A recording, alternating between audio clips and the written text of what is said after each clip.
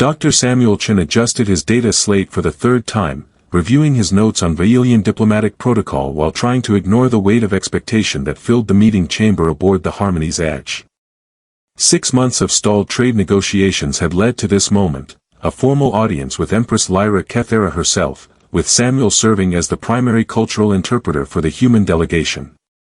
The chamber was impressive even by diplomatic standards, soaring crystalline walls that seemed to capture and refract light in impossible patterns, ceremonial banners displaying the complex heraldry of the Vailian Empire, and guards in ornate armor that looked like it had been forged from starlight itself. Samuel had spent years studying Vailian culture, but being surrounded by it was still overwhelming. Dr. Chen, Ambassador Rodriguez said quietly, "Remember that the Empress values directness over elaborate courtesy. Don't overthink the formal greetings." "Understood," Samuel replied, though his stomach was performing acrobatics that would have impressed a circus performer. This meeting could determine whether two species continued their tentative alliance or descended into the kind of misunderstanding that had sparked conflicts throughout galactic history. The chamber's main doors opened with a sound like crystalline chimes, and Empress Lyra Kethera entered with the fluid grace that characterized her people. She was tall, elegant, with the blue-tinted skin and elongated ears that marked her as pure-blood Vailian nobility. Her ceremonial robes seemed to shift color as she moved, and the subtle crown that rested on her dark hair pulsed with inner light. "Your Imperial Majesty," Ambassador Rodriguez said, performing the traditional Vailian greeting gesture with only minor awkwardness. "Ambassador Rodriguez, Dr. Chen," the Empress replied, her accented English carrying the musical quality of her native language. "Thank you for accepting our invitation." Samuel bowed in the Vailian style, grateful that his years of study had taught him the proper depth and duration. "The honor is ours, Your Majesty. We're hopeful that today's discussions will resolve the remaining obstacles to our trade agreement." The Empress's violet eyes studied him with an intensity that made Samuel feel like a specimen under examination. "Indeed. Though I believe our discussions today may cover more ground than simple commerce." Before Samuel could ask what she meant, a soft giggle echoed from the chamber's secondary entrance. The sound was completely incongruous with the formal atmosphere, light, curious, and utterly delighted. Every guard in the room tensed, hands moving toward weapons, but the Empress held up a restraining hand. "It's quite all right," she said, though her voice carried a note of anticipation. A small figure appeared in the doorway. A child, maybe 6 years old in human terms, with the same blue skin as the Empress but smaller ears that suggested she hadn't yet reached full maturity. She wore a simple dress that sparkled with embedded crystals, and her dark hair was braided with silver threads in the style of Vailian nobility. "Zara," the Empress said gently, "you were supposed to wait in your chambers."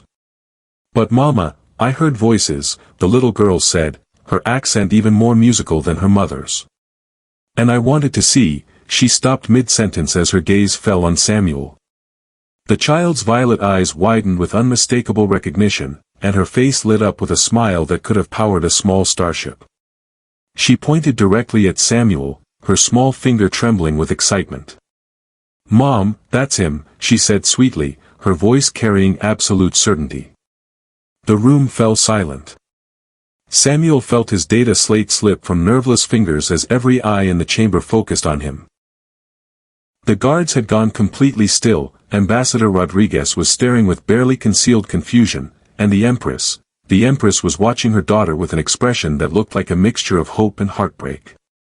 "I'm sorry," Samuel said carefully, "but I think there's been some mistake. I've never met." "Yes, you have," the little girl said, stepping further into the room with the fearless confidence of childhood. "You told me stories about Earth, about snow and oceans and ice cream. You said humans and Vailians could be friends if we just talked to each other." Samuel's breath caught in his throat. He had no memory of meeting this child, but something about her words sent a chill of recognition down his spine. "Zara," the Empress said softly, "perhaps you should return to your chambers while the adults discuss." "No, Mama," Zara said, never taking her eyes off Samuel. "He's here. The kind man from my dreams. The one who promised he'd help us. Dreams. Samuel felt the world tilt slightly on its axis. Your Majesty, he said carefully, perhaps we should discuss this privately. Yes, the Empress agreed, her voice tight with controlled emotion. I believe we should. Ambassador Rodriguez looked between Samuel and the Empress with growing concern. Dr. Chen, what's going on here? Samuel looked at the little girl who was watching him with such complete trust and recognition, then at the Empress whose carefully controlled expression suggested this moment was exactly what she'd been hoping for. I honestly don't know, he said. But I think we're about to find out that this meeting was never really about trade negotiations. The Empress nodded slowly. Guards, please escort Ambassador Rodriguez to the guest quarters. Dr. Chen and I have much to discuss. Your Majesty, Rodriguez protested, I really don't think it's appropriate to. It's all right, Ambassador, Samuel said, though he wasn't sure he believed it. I'll contact you as soon as I understand what's happening here. As the guards efficiently but politely escorted the ambassador from the chamber, Samuel found himself alone with the most powerful woman in the Vailian Empire and her daughter, who was still looking at him like he was the answer to every prayer she'd ever made. Zara, the Empress said gently, why don't you tell Dr. Chen about your dreams? The little girl approached Samuel with the unself-conscious directness of childhood. Every night for 3 months, I dream about you. You teach me human words and tell me about Earth's snow and show me pictures of animals that don't exist on any Vailian world. And in these dreams, Samuel said carefully, how do you know it's me? Because you smell like books and tea and determination, Zara said matter-of-factly. And because when you smile, it makes your eyes crinkle in exactly the same way they're doing right now. Samuel's hand involuntarily moved to his face, and he realized she was absolutely correct. He did smile that way, and somehow this child had been dreaming about details that no one could have told her. Your Majesty, he said, turning to the Empress, I need to know why you really asked me here. Because, Empress Lyra said quietly, my daughter has been having dreams about a human man for 3 months. Dreams so detailed and specific that they couldn't possibly be imagination. And Dr. Chen, those dreams began the night her father died. Samuel spent the next hour in what he was beginning to think of as the most surreal conversation of his diplomatic career. Princess Zara had settled comfortably in the chair beside him, her small legs swinging as she peppered him with questions that alternated between startlingly insightful and utterly charming. Is it true that on Earth, water falls from the sky? She asked, her violet eyes wide with fascination. Yes, we call it rain, Samuel said, still trying to process the Empress's revelation about her daughter's dreams beginning when her father died. And sometimes, when it's cold enough, it freezes into snow. I dreamed about snow, Zara said matter-of-factly. You showed me how humans catch snowflakes on their tongues. It looked silly but fun. Samuel felt another chill of recognition. He had indeed explained that exact custom to someone, but not to this child. The memory was frustratingly hazy, like trying to recall a conversation from years ago. Zara, Empress Lyra said gently, why don't you tell Dr. Chen about ice cream? The little girl's face lit up with delight. Oh! Ice cream is the most wonderful human invention ever. It's frozen sweetness that comes in different flavors, and humans eat it for happiness, not just nutrition. She turned to Samuel with absolute seriousness. Any species that invented happiness food must be fundamentally good people. Despite the strangeness of the situation, Samuel couldn't help but smile. That's, actually a pretty sound diplomatic philosophy. I told you he was nice, Mama, Zara said, bouncing slightly in her chair. He has the same laugh in real life as in my dreams. The Empress watched this exchange with an expression that mixed joy at seeing her daughter so animated with something that looked like barely controlled grief.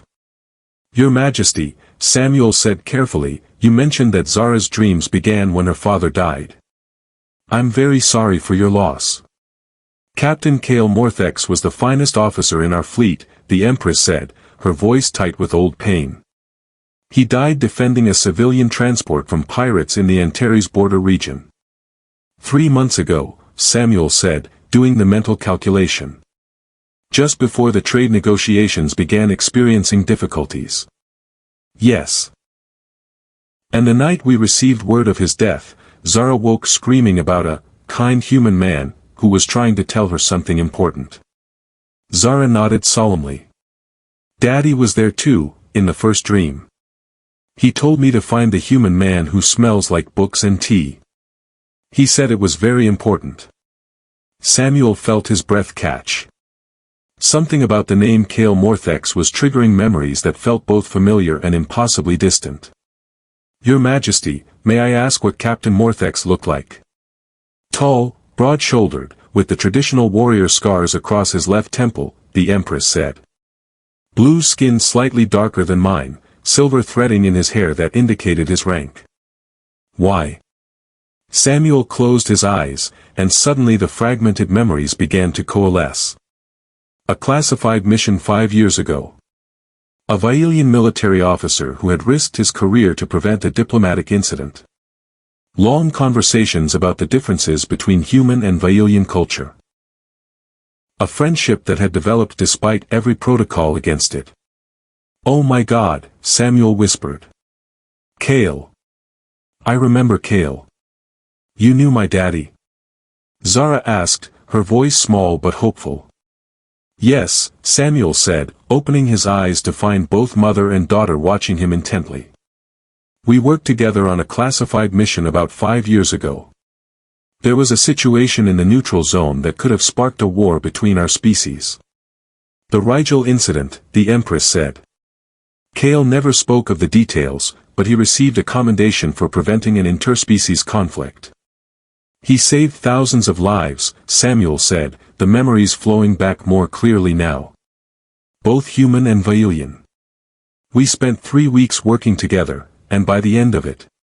He paused, looking at Zara's expectant face. By the end of it, he was one of the best friends I'd ever made. Did you teach him about ice cream? Zara asked. Samuel laughed despite himself. As a matter of fact, I did. He was fascinated by human recreational foods. Said Vailian nutrition was too efficient to allow for pleasure eating. He brought me ice cream after that mission, the Empress said softly. Said he'd learned about happiness food from a human friend.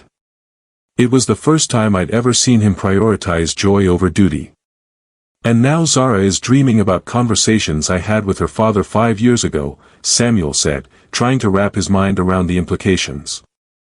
Not just conversations, Zara said. Feelings too. Daddy really liked you. He thought humans were brave and funny and good at making friends. The dreams aren't random, are they? Samuel asked the Empress. Zara is specifically dreaming about things that would help improve human-Vailian relations. Every dream involves you explaining human customs, sharing cultural insights, or demonstrating the values that made Kale believe our species could truly be allies, the Empress confirmed. It's as if he's trying to continue the work you started together. But that's impossible, Samuel said. Dead people can't send messages through dreams. Vailian consciousness is more complex than human understanding typically encompasses, the Empress said carefully. Under certain circumstances, particularly involving strong emotional bonds, fragments of consciousness can persist after physical death. Are you saying that Captain Morthex's consciousness somehow transferred to his daughter? I'm saying that my husband's final thoughts were about protecting our daughter and securing peace between our peoples, the Empress said. And somehow, those thoughts found a way to reach across death to the one person he trusted to help achieve both goals. Zara had been listening to this conversation with the serious attention that children reserve for discussions they sense are important, even if they don't fully understand them. Dar. Chen, she said suddenly, will you help me understand Daddy's memories? Mama says they're getting mixed up with my own thoughts, and sometimes I don't know which feelings belong to me and which belong to him. Samuel looked at the small, trusting face of a child who had somehow inherited her father's memories of their friendship. The diplomatic implications were staggering, but more than that, the personal responsibility was overwhelming. "Zara," he said gently, "I would be honored to help you. But first, I need to understand something. When you dream about me, do you remember being your father, or do you remember being yourself watching your father's memories?" "Both," she said simply. "Sometimes I'm me learning about humans from Daddy's friend. Sometimes I'm Daddy missing his friend and wanting to continue their work together." The Empress leaned forward. "Dr. Chen, Vailian medical technology includes advanced consciousness mapping. If you're willing, we could use memory-sharing protocols to help Zara separate her father's experiences from her own while preserving the knowledge he wanted her to have. Is that safe for her? Safer than allowing her to grow up unable to distinguish between her own identity and fragments of her father's consciousness," the Empress said. "But the process would require your participation. The memories she's carrying are specifically about you and your friendship with Kale." Samuel looked at Zara, who was watching him with her father's trust reflected in her young eyes. "What would I need to do?" "Share your own memories of Kale," the Empress said. "Help her understand the context for what she's experiencing. Show her who her father was through the eyes of someone who knew him as both a warrior and a friend." "Will it hurt?" Zara asked with childish directness. "No, sweetheart," Samuel said, making his decision. "And when we're done, you'll understand exactly why your father was one of the finest people I've ever known."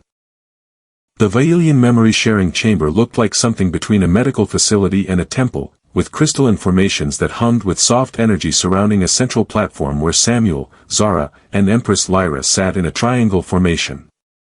Vailian spiritual advisors moved around them, adjusting equipment that combined advanced technology with what appeared to be ceremonial elements. "I need to warn you," Dr. Velnara, the lead consciousness specialist, said to Samuel, "human neural patterns aren't designed for the depth of connection this process requires. You may experience some disorientation." "What kind of disorientation?"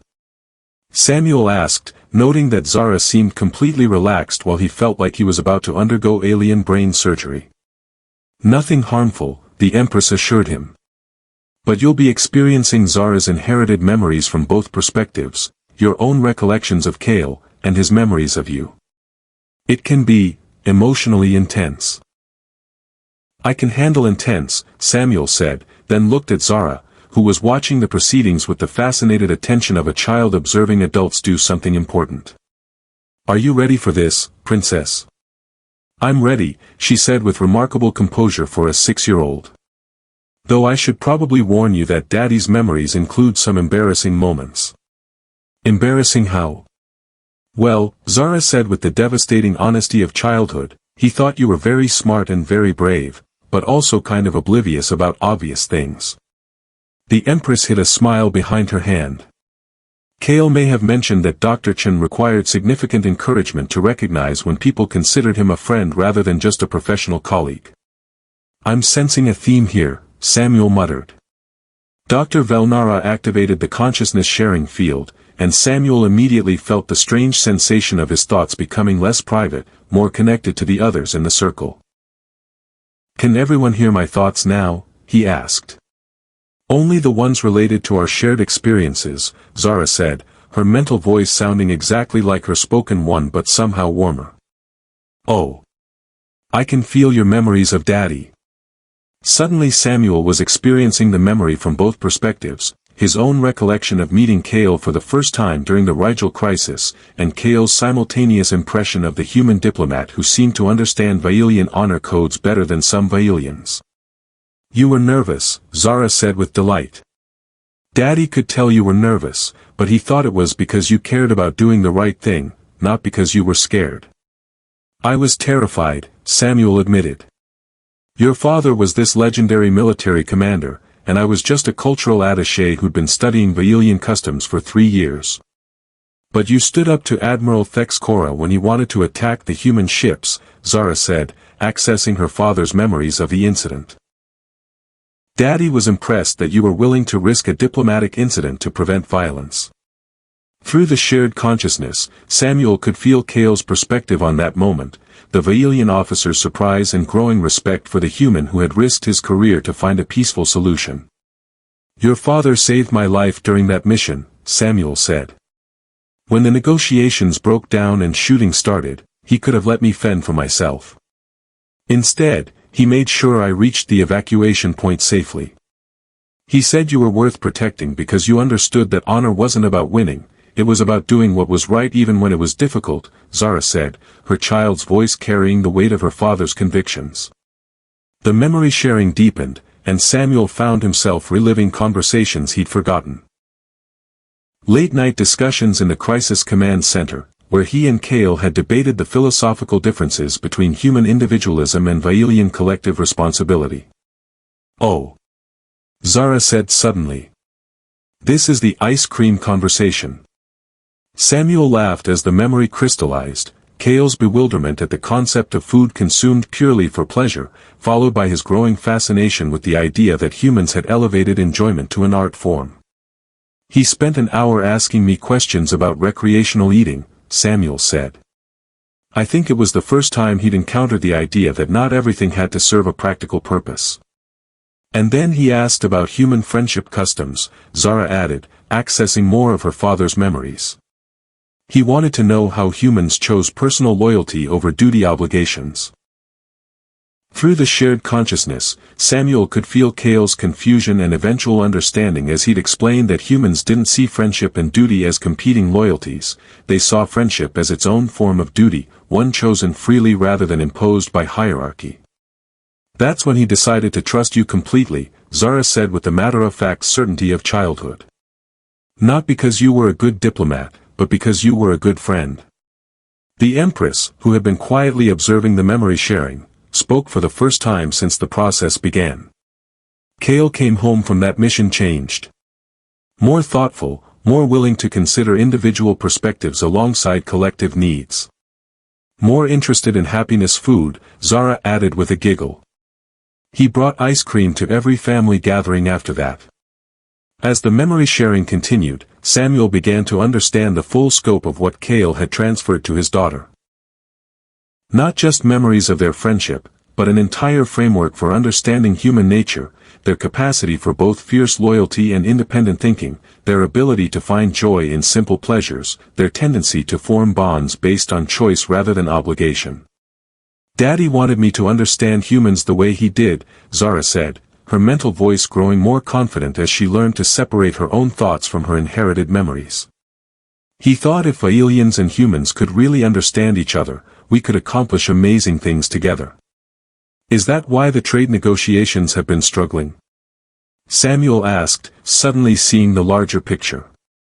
"Without Cale as a bridge between our cultures, both sides have been falling back on formal protocols instead of genuine understanding." "Exactly," the Empress said. "Cale had a gift for helping Vailians see past human informality to understand their underlying values.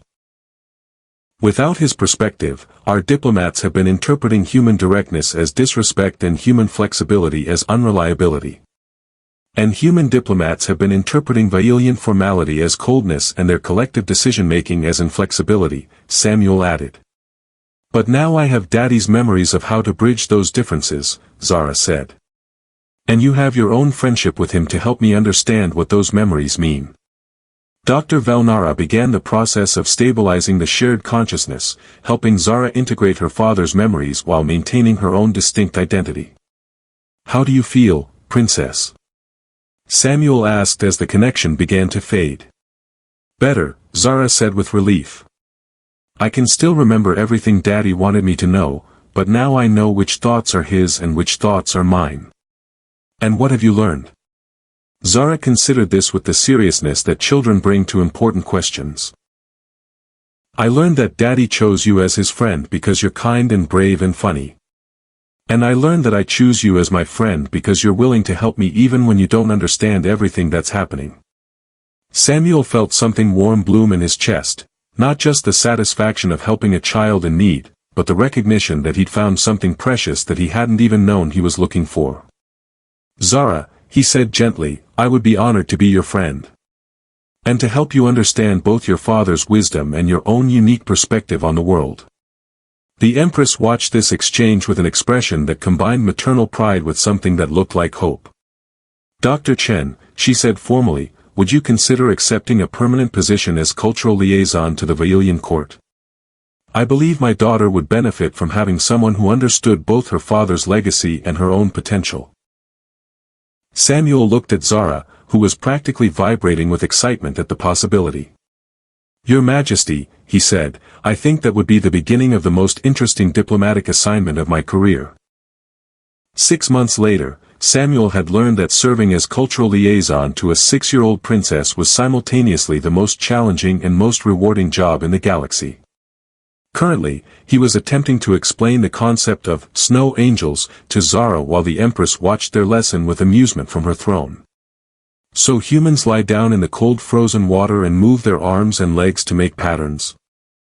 Zara asked, her violet eyes wide with fascination. "It's not really about the pattern," Samuel explained, demonstrating the arm movements while standing. "It's about playing in the snow, having fun with something that serves no practical purpose except joy." "Happiness activities," Zara said with satisfaction.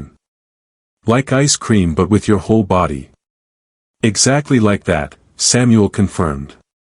The Empress cleared her throat delicately. "Perhaps we should discuss the reason for today's formal session."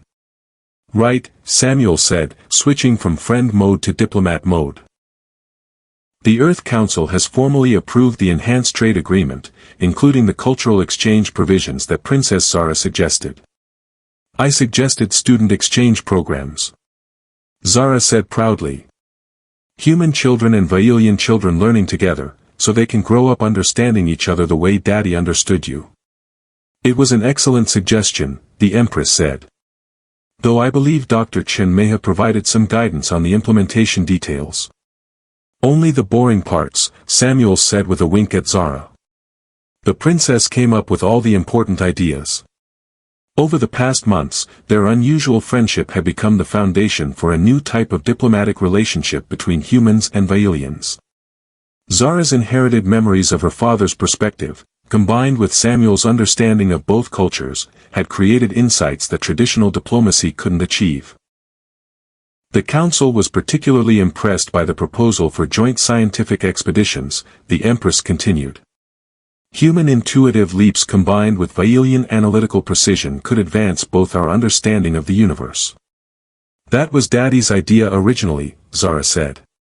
"He always thought humans and Vailians could accomplish more together than apart." "He was right," Samuel said. "The preliminary results from the joint xenobiology project are already exceeding expectations." A soft chime indicated an incoming communication, and the Empress activated the holographic display. The image of Ambassador Rodriguez appeared, looking considerably more relaxed than he had during their first meeting. "Your Majesty, Dr. Chen," he said with a formal bow. "I'm pleased to report that the Earth Council has ratified all 16 provisions of the new alliance framework. The cultural exchange program will begin next month." "Excellent news, Ambassador," the Empress replied. "I believe this marks the beginning of a new era in human-Vailian cooperation. If I may say so, Your Majesty, the change in diplomatic relations has been remarkable. Dr. Chen's reports have given us insights into Vailian culture that years of formal negotiations never achieved." Zara bounced in her seat. "Tell him about the friendship customs." "The princess has been helping me understand Vailian social structures from a child's perspective," Samuel explained to the ambassador. "It turns out that many of the formal protocols we interpreted as barriers to friendship are actually invitations to deeper connection. And human informality isn't disrespectful," Zara added. "It's how humans show they trust you enough to be themselves." Ambassador Rodriguez smiled. "Princess Zara, your insights have been invaluable. The Council specifically asked me to thank you for your contributions to interspecies understanding." "I had help," Zara said, glancing at Samuel. "Friends work better together." After the communication ended, the Empress turned to Samuel with an expression that had become familiar over their months of working together, maternal pride mixed with something deeper. Samuel, she said, using his first name as she'd begun doing during their private conversations, I need to ask you something personal. Of course, Your Majesty. Lyra, she corrected gently. We're family now, remember? It was true. Over the months of helping Zara integrate her father's memories while developing her own identity, Samuel had become more than a diplomatic liaison. He'd become part of their small family, filling a role that was part uncle, part advisor, and part friend. What did you want to ask me? Samuel said. Are you happy here? Lyra asked. I know accepting this position meant leaving your life on Earth, your colleagues, your research. I want to make sure we haven't asked too much of you. Samuel looked around the chamber that had become more familiar to him than his old office on Earth, then at Zara, who was drawing pictures of snow angels on her tablet with intense concentration.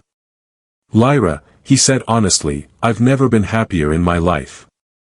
This isn't just a job, it's a calling. Helping Zara understand her heritage while building bridges between our species, it's everything I ever hoped diplomacy could be. Even when she wakes you up at 3 in the morning because she's had a new memory about her father and needs help understanding it? Lyra asked with amusement. Especially then, Samuel said. Those late-night conversations have given me more insight into Vailian culture than years of formal study. Zara looked up from her drawing. Plus, Samuel makes excellent bedtime snacks. Did you know humans have 17 different ways to prepare milk for optimal sleepiness? Warm milk, Samuel corrected. And it's not 17 ways, it's more like 5. Still more than Vailians have, Zara said with satisfaction. We should add bedtime snack preparation to the cultural exchange program. I'll make a note, Samuel said solemnly. The formal part of their session was complete, but none of them seemed eager to end their time together. It had become their routine, official business followed by what Zara called family conversation time. Samuel, Zara said, setting down her tablet, I've been thinking about Daddy's memories, and I have a question. What's that, Princess? In his memories of you, Daddy was always a little sad when you had to leave after your missions together. Do you know why? Samuel felt his breath catch. Through their memory-sharing sessions, he'd begun to understand that Kale's feelings about their friendship had run deeper than he'd realized at the time. I think, Samuel said carefully, your father understood something about friendship that I was too busy to notice. He knew that the best partnerships don't end when the work is done. He wanted to stay friends even when you weren't working together, Zara said with the directness of childhood insight. Yes. And I was too focused on protocol and professional boundaries to realize that friendship doesn't recognize those kinds of limits. Lyra watched this exchange with the expression she got when she could see Kale's wisdom reflected in their daughter's questions. Daddy's memories say he was going to visit you on Earth after his next leave, Zara said quietly. He wanted to see snow and try ice cream and meet your human friends. He was? Samuel asked, surprised. I didn't know that. He was planning it when he died, Zara said matter-of-factly. He had already requested the travel permits. Samuel felt a wave of emotion, grief for plans that would never be fulfilled, but also gratitude for the friendship that had somehow found a way to continue despite everything. Zara, he said gently, would you like to visit Earth? We could see snow together, and I could show you all the places your father wanted to see. Could we make snow angels? We could make the best snow angels in galactic history. And eat ice cream in winter, which Daddy's memories say is completely illogical but wonderfully human. Absolutely. Zara looked at her mother. Mama, could we go to Earth for my birthday? As a family trip? Lyra smiled. I think that sounds like an excellent way to honor your father's memory while making new ones of our own. With Samuel, Zara said firmly. Because he's family now too. Samuel felt something warm and profound settle in his chest. I'd be honored to be your family, Princess. Good, Zara said with satisfaction. Because I've been thinking about the cultural exchange program, and I have more ideas. More ideas? Samuel asked with mock trepidation. Joint birthday parties. Human and Vailian children celebrating together, learning each other's happiness traditions. That's actually brilliant, Samuel said. Of course it is, Zara said with 6-year-old confidence. I have the best advisors in the galaxy.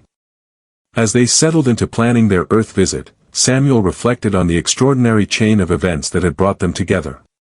A child's dreams, a father's final gift, a mother's desperate hope, and the enduring power of friendship that transcended death itself.